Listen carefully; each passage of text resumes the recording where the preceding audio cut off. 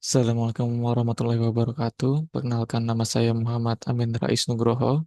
Pada kesempatan kali ini saya akan melakukan presentasi capstone project 3 saya dengan judul Prediksi Harga Rumah di California, Pendekatan Regresi dengan pengembangan model X gradient Bus. Selanjutnya kita mempunyai 9 bab yang akan dibahas pada kesempatan kali ini. Yang pertama adalah Business Problem Understanding, terdiri dari 3, yaitu konteks, problem statement, dan goals. Kita akan pertama membahas konteks. Pada dataset kali ini, data yang akan kita olah adalah data California Housing atau data perumahan yang ada di California. Data-data ini memiliki atribut-atribut atau features seperti koordinat geografis, usia rumah, jumlah rumah, penduduk, dan pendapatan median. Dataset ini digunakan untuk memodelkan dan memprediksi nilai rumah berdasarkan dari berbagai fitur. Data ini cocok untuk pengembangan model regresi. Selanjutnya ada problem statement. Banyak developer dan individu yang sulit untuk mendapatkan harga rumah terbaik, dikarenakan minimnya informasi atau kurangnya eh, metode untuk melakukan pengukuran prediksi harga rumah ataupun harga rumah yang pasti seperti apa. Jadi di sini kita akan melakukan prediksi harga agar mendapatkan informasi yang valid terkait harga rumah. Selanjutnya ada goals. Tujuan utamanya adalah untuk memprediksi harga rumah yang sudah disebutkan sehingga dapat menyediakan informasi yang diperlukan untuk meningkatkan efisiensi dalam pengambilan keputusan investasi. Ada 3 indikasi goals-nya, yaitu yang pertama, identifikasi faktor-faktor yang mempengaruhi nilai, yang kedua, pengembangan model prediktif, yang ketiga, penerapan insight untuk pengambilan keputusan. Selanjutnya adalah analytical approach atau pendekatan analitikal. Kami akan melakukan analisis regresi dengan variabel berupa fitur-fitur seperti harga rumah yang sudah tadi disebutkan, dan total rooms atau total bedrooms, dan lainnya. Tahapan yang pertama analisis ini adalah memahami data setnya beserta atribut datanya. Selanjutnya, kami akan melakukan evaluasi data dengan menemukan data yang hilang atau menghapus data yang duplikat. Yang selanjutnya adalah data proses untuk dilakukan modeling. Di sini variabel yang akan menjadikan target adalah variabel median host, terdiri dari 14.448 baris dan 10 columns. Ini adalah bentuk dataset yang saya gunakan. Selanjutnya adalah metric evaluation. Setelah melakukan evaluasi atau eksperimen dari berbagai model, saya memutuskan untuk menggunakan extra gradient boosting regressor ini sebagai model utama. Penggunaan model ini baik digunakan pada data ini karena eh, mod- model ini baik untuk data yang memiliki outliers. Dan ada beberapa metrik yang akan digunakan, yaitu metrik RMSE dan MAPE. Ini adalah kedua metrik utama yang akan digunakan.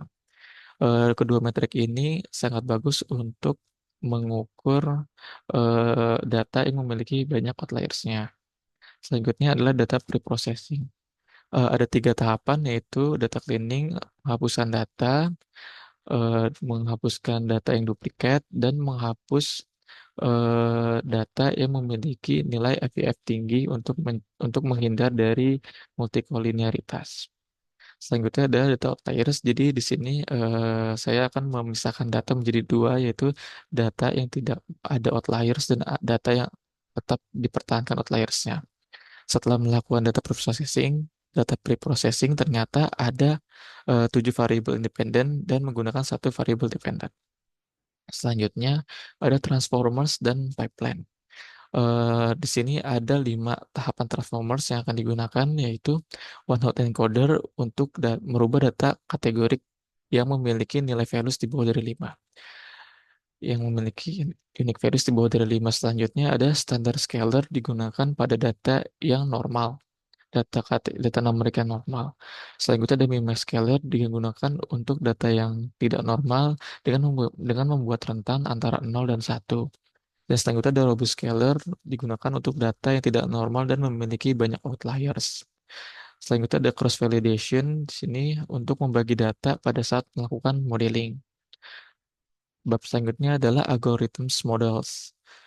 Di sini kita menggunakan 10 model. Yang pertama adalah model linear regression, yang kedua adalah model decision tree, yang ketiga adalah model K-near snackboard, yang keempat adalah model voting regressor, yang kelima ada stacking regressor, yang keenam ada bagging regressor with random forest, yang ketujuh ada gradient boosting, yang kedelapan ada extreme gradient boosting, yang kesembilan ada ridge regression, dan yang terakhir adalah lasso regression. Bab selanjutnya adalah result and conclusion.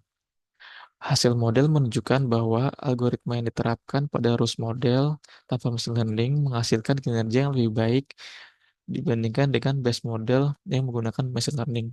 Dapat dilihat bahwa skor RMSE dari perbedaan dua uji coba ini memiliki hasil yang sangat jauh dan signifikan. Hal ini mungkin dapat dipengaruhi oleh rule-based model yang tanpa machine learning dikarenakan metode ini masih belum menjelaskan hasil atau predik yang baik. Selanjutnya adalah hasil model menunjukkan bahwa algoritma dan yang diterapkan pada data tanpa outlier menghasilkan kinerja yang lebih buruk dibandingkan dengan data yang data yang mengandung outliers. Dapat dilihat dari hasilnya, data yang tanpa outliers itu memiliki nilai yang lebih besar dibandingkan dengan data outliers. Selanjutnya adalah hyperparameter tuning pada model yang terbaik, yaitu model extreme gradient boosting pada data yang dan ada outliersnya atau tanpa penghapusan outliers. Dapat dilihat bahwa setelah dituning, model memiliki skor yang berkurang atau cukup baik, yaitu pada skor RMS-nya 54.160 dan skor MAPE-nya 0,21. Di sini ada penurunan yang cukup baik. Nah, model akhir menghasilkan hasil dan akurasi yang cukup baik. Plot ini menggambarkan hubungan antara harga rumah aktual dan harga rumah yang diprediksi oleh model. Dapat dilihat secara keseluruhan terdapat tren positif yang jelas mengindikasikan bahwa model memiliki kinerja dan prediksi yang baik serta akurasi yang cukup baik juga. Selanjutnya adalah residualnya bersifat homoskedastis. Model berhasil memprediksi data tanpa bias sistematis. Yang pertama, sistematis yang tidak bias. Rata-rata error atau residu bernilai 0 menunjukkan bahwa model regresi tidak memiliki bias sistematis. Selanjutnya adalah heteroskedasitas yang tidak ada. Dan dapat dilihat juga bahwa batasan RMSC yang bergaris merah ini adalah berfungsi sebagai batasan untuk residual. Jika residual berada di luar batas ini, bisa menunjukkan bahwa adanya outlier atau masalah lain yang perlu diperhatikan lebih lanjut lagi. Selanjutnya, lokasi perumahan dan banyaknya penghasilan memiliki pengaruh yang tinggi terhadap harga rumah.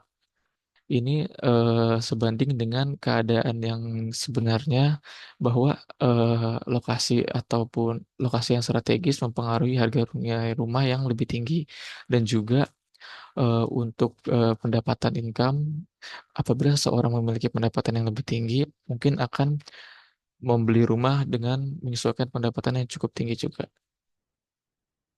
Selanjutnya adalah conclusion atau kesimpulan. Analisis dengan model extra gradient boosting regressor menunjukkan efektivitas dalam memprediksi harga rumah. Dengan RMSE 54.160 dan skor MAE 37.620 dan MAPE 21%. Nilai MAPE yang mencapai 21% ini mengindikasikan bahwa model mungkin mengalami kesulitan dalam situasi atau data tertentu. Tapi sejauh ini performa model sudah cukup baik dibandingkan dengan hasil-hasil eksperimen model lainnya. Selanjutnya ada profit estimation. Sebagai contoh, penggunaan model ini dapat mengurangi risiko perbedaan harga hingga sekitar 20%. Dengan contoh, misalkan kita memiliki informasi harga rumah yang belum tentu pasti atau harga rumah yang tidak kita cari tahu lebih detail lagi sebesar 150.000 US dollar. Pengurangan nilai ini sebesar 20%, yaitu 30.000 dolar. Maka kita akan memperoleh resiko, meminimalisir resiko senilai 30.000 US dollar. Yang selanjutnya ada recommendation bab terakhir. Rekomendasi untuk model yaitu eksplorasi data pada fitur lainnya, mencari fitur-fitur lain yang mungkin mempengaruhi akurasi model. Dan selanjutnya adalah hyperparameter tuning lanjutan dengan menggunakan eksperimen hyperparameter dengan uji coba yang lebih detail lagi. Selanjutnya adalah features engineering lanjutan dengan mencoba beberapa hal seperti menggabungkan beberapa variabel yang baru. Selanjutnya ada identifikasi outlier selanjutan. Dengan mengidentifikasi outlier secara lebih dalam lagi, mungkin akan memisahkan antara outliers yang memiliki pengaruh atau dan tidak memiliki pengaruh. Selanjutnya adalah pengujian model lainnya. Pengujian model lainnya seperti elastic net dan support vector regressor. Selanjutnya adalah pengujian A/B testing. Pelaksanaan A/B testing dengan berbagai versi model sangat dianjurkan untuk mengevaluasi efektivitas dan akurasi model. Selanjutnya adalah rekomendasi untuk bisnis. Mengingat bahwa RMS menunjukkan prediksi kesalahan 54.000, disarankan agar perusahaan melakukan analisis pasar lebih mendalam. Mengingatkan bahwa MAI menunjukkan kesalahan rata-rata sebesar 37.000, disarankan agar pengembang dan agen real estate mempertimbangkan strategi penerapan harga yang lebih konservatif. Dengan mampu mencapai 21%, perusahaan sebaiknya melakukan segmentasi pasar lebih mendalam lagi. Selanjutnya, untuk mengoptimalkan keputusan investasi, investor dapat menggunakan informasi dari model ini untuk melakukan analisis risiko yang lebih baik. Mengingat adanya potensi kesalahan estimasi yang signifikan dalam situasi tertentu, disarankan agar pengembang menggunakan pendekatan berbasis data untuk melakukan penilaian pasar secara berkala. Data dari prediksi harga ini dapat digunakan untuk merancang program promosi yang ditargetkan, seperti diskon, properti yang sulit terjual sehingga dapat meningkatkan likuiditas dan menarik lebih banyak calon pembeli lagi. Selanjutnya, akhir dari presentasi saya kali ini, saya ucapkan mohon maaf apabila ada kesalahan kata dan ucapan. Saya ucapkan kembali terima kasih untuk mentor saya, Kak Diva, dan tim Purwadika. Terima kasih dan selamat malam.